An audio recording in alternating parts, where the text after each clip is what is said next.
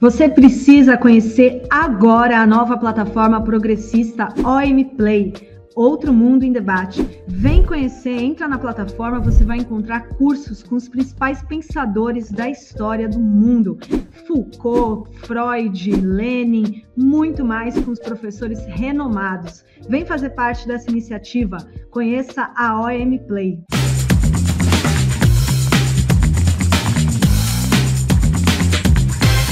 Seja bem-vindo à Revista Fora, eu sou Carlito Neto, historiador e cientista político, e hoje a gente está aqui, meu amigo e minha amiga, para falar sobre a prisão do homem de confiança do Cláudio Castro no Rio de Janeiro, o deputado estadual, presidente da Assembleia Legislativa do Rio de Janeiro, o senhor Rodrigo Bacelar. Para quem não está entendendo o que aconteceu, hoje ocorreu uma operação no Rio de Janeiro, encabeçada pela Polícia Federal, chamada Operação Unha e Carne, que prendeu o presidente da Assembleia Legislativa do Rio de Janeiro, filiado à União Brasil, homem de confiança do Cláudio Castro, inclusive está sendo cogitado neste momento, pelo menos até a prisão dele, para ser candidato ao governo do Rio de Janeiro, no lugar do Cláudio Castro, foi secretário do governo do Cláudio Castro, secretário do governo e secretário de governo do Cláudio Castro, ou seja, uma das principais, se não a principal pasta do governo, junto com a Secretaria da Casa Civil. E o que acabou acontecendo? A gente já tinha feito aqui na Revista Fórum a crítica em relação à Operação Contenção. Muita gente, inclusive, entendeu que a crítica é porque a gente estaria defendendo o bandido, e que isso, e que aquilo. E eu deixava claro desde sempre que não se tratava da crítica ser contra bandido, em favor de bandido, se a crítica era em defesa ou contra a operação meramente. A gente mostrou que a operação foi mal sucedida na sua execução, porque matou mais de 100 pessoas, incluindo... Se teve ali morte de pessoas que não eram ligadas ao crime, além de 5 policiais. Não se prendeu os líderes da facção criminosa Comando Vermelho. E cerca de 20 dias depois, a própria Band Rio mostrou que o Complexo da Penha e o Complexo do Alemão estavam de novo, tudo funcionando do mesmo jeito em relação à venda de droga, criminosos lá, fazendo tudo aquilo que a gente já viu, né? Depois se descobriu também que policiais cometeram crime durante a operação, como a gente já tinha alertado também aqui, roubando fuzis para vender para traficante, roubando peças de uma picape, segundo informações da própria Corregedoria da Polícia do Rio de Janeiro. E aí hoje vem à tona a informação de que o homem de confiança do Cláudio Castro, o senhor Rodrigo Bacelar, foi preso. É como, só para vocês terem uma comparação, evidentemente dada as devidas proporções, é como se o Hugo Mota fosse preso, acusado de estar vazando informações para aliados de operações da Polícia Federal. E aí, o que a polícia apontou? A polícia apontou que o Rodrigo Bacelar vazava informações para aliados que ele tinha conexão com o Comando Vermelho. A polícia apontou em específico que ele vazou, ou ele é suspeito, pelo menos é o que a polícia diz, né? Ele é suspeito de ter vazado informações sigilosas da Operação Zargan, que aconteceu no dia 3 de setembro, para o TH Joias, que foi preso, inclusive, nessa operação. Sabe o que é irônico dessa história toda? Eu não sei se todo mundo vai lembrar aqui. Mas o Antony Garotinho, alguns dias atrás, chegou a dar uma declaração polêmica dizendo que recebeu uma ligação de um carcereiro no Rio de Janeiro, de um presídio, dizendo que esse carcereiro teria tido uma conversa com o TH Joias e que o TH Joias disse que se ele não deixasse a cadeia até novembro, como tinha sido combinado, que ele ia entregar todo mundo. Estranhamente, 3 de dezembro, né, ou seja, 3 dias depois de acabar novembro, o TH continua preso. E o cara que teria supostamente vazado a informação para o TH que aconteceria a operação da Polícia Federal no dia 3 de setembro, a Operação Zargan, vai preso, que é o Rodrigo Bacelar. A ironia disso aqui tem várias nuances. A primeira é que ele foi preso exatamente 3 meses depois da Operação Zargan, né? A Operação Zargan aconteceu no dia 3 de setembro, a Operação Unha e Carne acontece no dia 3 de dezembro. E tem um outro ponto que é o seguinte... Quando o Cláudio Castro decidiu nomear o Rafael Pisciani, que era deputado estadual no Rio de Janeiro, para ser secretário de Esporte e Lazer do Cláudio Castro, ele sabia que o suplente do Rafael Pisciani era o TH Joias. Tanto que na época que foi divulgada a informação que o TH Joias seria empossado deputado estadual, o que acabou acontecendo? Se teve a mobilização de alguns deputados progressistas lá na Assembleia Legislativa do Rio de Janeiro para tentar impedir a posse do TH Joias. Por quê? Porque já se sabia da ligação que o TH Joias teria com o crime organizado, bem especificamente com a facção criminosa Comando Vermelho, desde 2017, quando ele já tinha sido preso e acusado de lavar dinheiro para o Comando Vermelho. O que aconteceu? O Rodrigo Bacelar fez o lobby para conseguir nomear o TH Joias, empossar, né, o TH Joias como deputado estadual. E aí teve uma polêmica na semana retrasada que passou despercebido por muitos veículos, que foi o quê?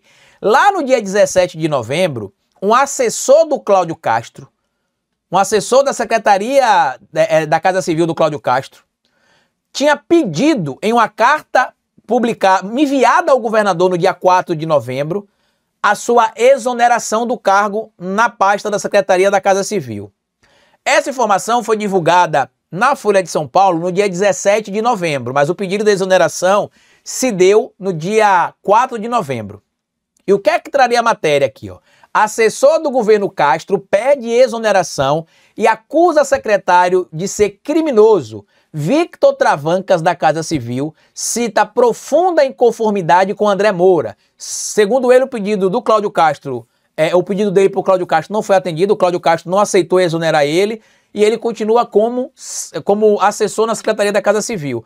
E aí tem um ponto importante que ele diz o seguinte, que ele não se conforma que o Cláudio Castro mantenha o André Moura como secretário de governo do seu governo, né? E detalhe, a pasta que o André Moura ocupa hoje, a Secretaria de Governo do governador Cláudio Castro, é a mesma pasta que era ocupada pelo Rodrigo Bacelar. Ambos são do União Brasil. O André Moura chegou a ser investigado lá naquela época dos desvios envolvendo as OS no governo do Wilson Witzel, acabou, né, não sendo impactado formalmente, não se teve ali nenhuma denúncia consolidada contra ele, ele não respondeu, não responde pelo menos até esse momento nada neste caso, mas o André Moura é muito tentaculoso. Ele era o homem de confiança do Witzel, aí o Witzel foi vítima de um golpe do Cláudio Castro e ele passou a ser o homem de confiança do Cláudio Castro, certo?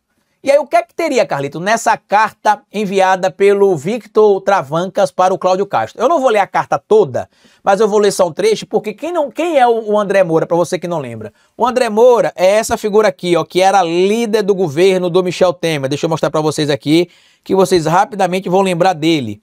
Ele ajudou a articular o impeachment contra a presidenta Dilma Rousseff. Muita gente brincava, dizia que ele era o dono do cofre no governo do Michel Temer, e ele era esta figura aqui, ó. Deixa eu mostrar para vocês aqui, que eu tenho um vídeo dele, que eu gravei aqui para mostrar para vocês. Tá aqui, ó. Ele é essa figurinha aqui, ó, do lado de Jair Bolsonaro, ó. Esse aí é o André Moura, que é esse aqui também, ó. Era líder do governo do Michel Temer, ajudou a dar um golpe na presidenta Dilma Rousseff. Olha ele aqui, inclusive, discursando. Eu encontrei aqui, quer ver? Discursando, eu não só vi o vídeo aqui não, discursando lá na Câmara dos Deputados no impeachment da Dilma, tá aqui, ó. Foi secretário da Casa Civil do Witzel e isso aqui ele foi exonerado na época do governo do Witzel, quando o Cláudio Castro assumiu, depois ele voltou pro cargo, né, assumindo. Foi condenado, a gente lembra também pelo Supremo Tribunal Federal, né, depois a Procuradoria-Geral da República fez um acordo de não persecução penal com ele. Tá? Então, o que é que o Victor Travancas falou? Ele disse o seguinte aqui na carta dele, ó. A decisão que ora apresento não nasce de desalento, mas de profunda inconformidade com a continuidade do secretário de governo André Moura na pasta. No que pese o STF ter extinguido a punibilidade deste criminoso, o mesmo não significa que não existiram os fatos ocorridos e a corrupção por ele praticada. A corrupção ocorreu, tanto que no acordo de não persecução penal, você precisa confessar os crimes que você cometeu. E André Moura fez um acordo de não persecução penal com a PGR. O Augusto Aras, depois de apresentar a denúncia para a STF, o André Moura já ter tido ali uma condenação, se não me falha a memória, e depois ter entrado com recurso, a PGR mudou de ideia e ofereceu para ele um acordo de não persecução penal. E no acordo de não persecução penal, você precisa confessar o crime que você cometeu, tá? E aí ele segue, ó. Um governo que pretende combater o crime organizado não pode ter entre seus membros um secretário que mantém íntimas relações, conforme postagens públicas no Instagram, com o traficante TH Joias. Essas postagens são verdadeiras, Carlitos? São. Tudo que o Victor Travanca está falando aqui é verdade. As publicações estão, inclusive, nas próprias redes sociais do TH Joias. Inclusive, não só com o André Moura, figura que ele chama de meu amigo, tá? Tá aqui, ó. Não só com o André Moura, figura que, como eu disse, ele chama de meu amigo, mas também com o governador Cláudio Castro. Tá aqui, ó. Isso aqui é um encontro que eles tiveram, evidentemente, em um desses eventos, mas ele ia para camarote do Maracanã com o Cláudio Castro. O Cláudio Castro participava de eventos com ele, de fé, um monte de coisa.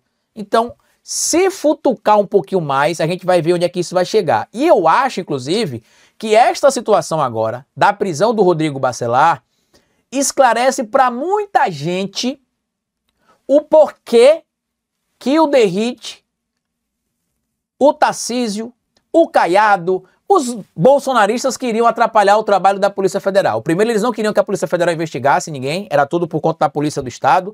Depois, eles queriam que a Polícia Federal pedisse autorização ao governador. Depois, eles pediram que a Polícia Federal avisasse ao governador que aconteceria a operação. Imagina o Cláudio Castro ligando para o seu homem de confiança, presidente da LERJ, falando, ó, recebi a ligação aqui da Polícia Federal ontem, amanhã vai ter uma operação aqui para te prender, viu? Iria ficar? Eu acho que muita coisa se explica com os desdobramentos que vão surgindo. Mas enfim, deixa o seu comentário, compartilhe esse vídeo, se inscreva aqui na Revista Fora se você não é inscrito. Grande abraço e até o nosso próximo encontro. Tchau!